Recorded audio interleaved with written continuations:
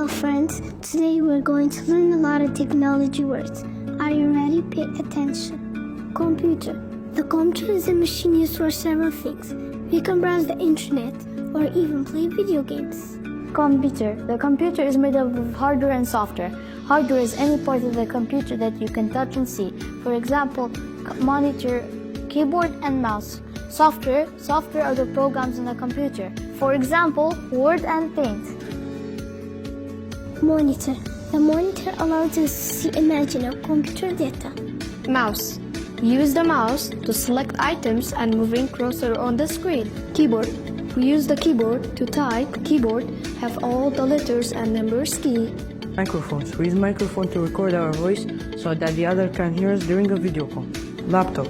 A laptop is a type of computer that has a keyboard, a mouse, a screen, a webcam, and also speakers. Flash drive. We use the flash drive to save files and copy them from one computer to another, and it's also called pen drive. Printer. We use the printer to print on paper text and images from the computer. This is called printing. This is all the parts of computer. Thanks for watching. I hope it helped.